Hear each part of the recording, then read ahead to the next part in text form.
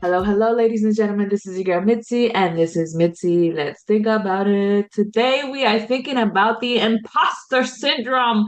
Ladies and gentlemen, I'm pretty sure you didn't really think about it because you don't really know what's happening until somebody tells you, and then it's like, oh, I can't believe that's what I'm feeling.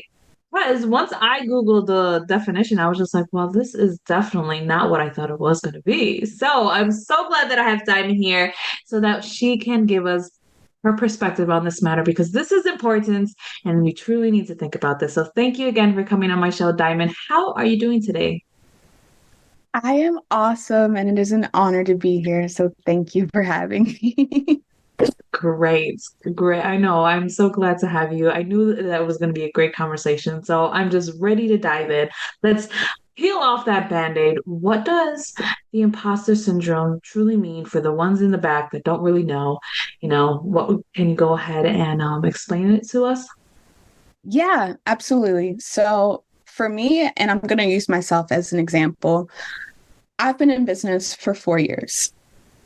I survived COVID. That's a big thing for businesses because many businesses had to take out grants and maybe shut down because they just couldn't sustain it. But I survived and grew. And now I'm in this phase where I'm starting a new facet of business. So it's something different from what I did before. I'm still helping people, but now I have what we're talking about, imposter syndrome, because it's something new and because it's something that I haven't historically charged people money for to say that they're a client. I'm now questioning my ability in business because it's a new facet, which is absolutely insane because all of the knowledge that it took me to grow the first business, spaghetti testing is still spaghetti testing. Google ads and Facebook ads and all of the marketing strategy that it took to get that off the ground, that's still applicable. It might look a little different online, but it's still, you know, It it is, it stands up. is. And I And think so, that's crazy that nobody really talks about this, you know what I mean? Because we keep it to ourselves, because the whole entire time you were speaking about what was going on, and I'm pretty sure it was all in your mind. Because you even said it in the beginning, I survived, I kept thriving. I was still progressing in a time where progression totally took a halt. You know what I mean? A halt to the point where people just even drop dead, literally. yeah. So it comes to a point where we all are achieving so much and doing so much, yet we forget to realize, you know, we've done it. You know what I Kind of, mean? yeah, kind of the journey that it took to get here. Cause it's like, I'm starting from scratch. Like, I have no email list for this business, I have no social media for this business. Like, I'm starting from scratch, but it's like, no, you're just beginning like a Yeah. new facet, which is only going to expand you spiritually even more. Like, for me, at least, I chose to stop doing one business so I could focus on the thing that I know that I'm meant here to do. So, That's beautiful. That's beautiful because I hear that all the time that, people just stop going in a direction that knew that was toxic for them. You know what I mean? Toxic for their spirit, for their soul, for who they were. Like they felt themselves dying slowly and dreading to go to work and dreading to live their lives, yeah. and it wasn't until COVID happened where we realized like, whoa, whoa, whoa, burnout is real, where they finally diagnosed that burnout was a thing. But we've been burning ourselves out for so long. Like if it's a rat race, you had to have four jobs to be acceptable, or you had to be handling so many plates all at once to be able to say that, oh, you're doing something. So my question is, do you think comparison is the kryptonite to success? Or what are your thoughts on that? So it's funny. I say mindset is the kryptonite to success, especially success in business. But when you talk about comparison, where does comparison live? In your So, mind. so to answer your question, I agree. But um, and for me, it's further run home by that saying. It's like comparison is the thief of joy. And so when you're comparing your journey to somebody else's who maybe has been at this longer than you have, or maybe they, if they're starting a new facet of business, maybe on the back end, not on the front end, like social media wise, but maybe on the back end, their email list was getting opportunities to gain early access to this. And so now it just looks like when they launched, they had all of these people all of a sudden. But what you don't know is the back end of that. And so when you are comparing yourself to that person who's, seemingly in this better space, Yeah. you kind of have to you have to be where you are, and you have to be okay with that. And that's where the self-compassion and self-grace and self-forgiveness comes in. Yes. Oh, I think that's beautiful. I'm so glad you said that. And I want to go back to the fact that you said mindset, because mindset makes it more, because there's more categories of mindset. Because you even said it when you said, well, preparing, it's in the mind, but there's more in there. I mean, when you think of the Yeah. mind, it's like a jigsaw puzzle constantly turning and moving, or what? I mean, I don't know. My jigsaw is moving. I don't know about yours. Yeah. Yeah. Yeah. But Always. Always. so it's amazing to see that our mindset overall, in general, depending on how our mind is set and how what you accept to be your thoughts, it depends on where your success is going to go. If you're even going to be successful in business, in a relationship, in love, in your family, with your money, with just your time, because some people can have good everything else, but with time they fail, or vice versa with anything else that I just said. So I think understanding your mind and where it's leading to you, then you realize like how you can flip the switch and really make things different. Because I hear people all the time talk about, oh, you can't reinvent yourself at such a young age because, it's like that said, starting from scratch, like, oh my goodness, where do I begin? And it's amazing to see with everything that you just said, it's just like, well, you just proved them wrong. Like you just proved them wrong. There's no reason for you to continue to think like Yeah. that. Yeah. And I Yeah. love that. And I would just want to know, like, what made you want to like go into business and just share this advice and just assist other people? Because you've been selfish. You could have just done your own thing. You could have just kept it to yourself. Diamond only wants to be by herself. So why did you Yeah. decided to share it with everybody else? Yeah. So for me, I decided to go into business out of necessity.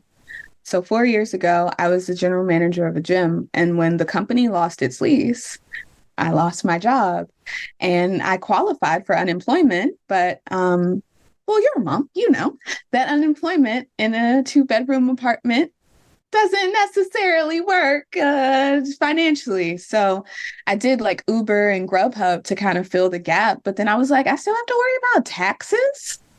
Oh, yeah, no. Entrepreneurship, that seems like something that it encompasses these things. I get to make my own path. And yes, I have to worry about taxes, but I can also kind of control that a little bit. So it seemed like the best option for me in that moment. And so I took a chance. And like I said, I grew that business. And when in my personal journey, because I've been struggling with depression since I was 14, in my personal journey, when I found a solution for my mental health, and I started to gain clarity around like what mattered to me. So family time, being able to turn my phone off matters to me. Things like that. It was like, okay, well, this one business that you've spent a lot of time building, it gives you financial freedom, but it does not give you the time freedom that you were hoping for. So how can you still continue with this financial freedom and have the time freedom that really we all envision, right? We're like, I want to be an entrepreneur. I want to make my own schedule. I'm going to do what I want. And it like forced me into seeing like I have this gift of helping people with their business. So I was doing it already for free anyway. I was just also doing the work of the graphic design and the marketing. So why not switch a model to something that's more in alignment with me? And what's alignment with me is hopping on screen, being my best me self in my highest alignment, and using what's up here in my brain and my resource bank of visual communications and brand strategy and marketing strategy and softwares and AI to help grow a business. And for me, like, even as I have struggles and I face imposter syndrome, and growing this is like, oh my gosh, like with my first business, it felt like I was lucky because I've heard the statistic, 70% of businesses fail within their first year. And I was like, I did it. And then this business happened and I was like, oh, I see the statistic at work. Yeah, because this is hard. And Yeah. so because I know how hard it is, and I know that many entrepreneurs start off as solo entrepreneurs because we don't have the money to invest in a team or anything like that. Yeah. I know the importance of having someone there and being like, don't give up. Like, I know it's hard right now. I've been where you are. Keep going. You're going to get there. So I became that person, and it's amazing. That's awesome. I mean, you answered my next question, so I think that's beautiful. You're just on point. I love these conversations. See, and I think that's the best way to be in your highest self, like doing what you feel good. You know what I mean? That gives you joy, that gives you this natural high of just like, wow, this is my element, this is where I'm supposed to be. And that's how I feel like talking with other people on my podcast. Like it brings me so much joy. And by the time I'm done, I have so much energy where I have to go walk it off. Yes. So yeah, so I can only imagine that when you are helping these clients and getting their business in the direction that you know that they can be, because the beauty of life is when you're truly there to help somebody, you're able to see someone's potential and expand it to grow as long as their mindset is able to be on board. Like you don't have to be able to see what I see, but I need you to see the potential that you have in yourself. As long as you can see that, jump on board, grab a ticket, let's ride this train out. You know what I'm saying? Like Yeah. that's how I feel. And when you said the mindset, again, I think that's beautiful because I guess it goes back to how you continuously help your imposter syndrome, because in reality I feel like I have it as well. You know what I mean? I think any person who's doing something that they love but knows it's controversial because Yeah. it's not the normal 9 to 5 picket fence, whatever they want to call it, lifestyle, that it's taboo. You know what I mean? It's unorthodox. So for us to be in this imposter syndrome, it's more of like continuous talking to yourself and motivating yourself and being your own cheerleader. And nobody talks about that.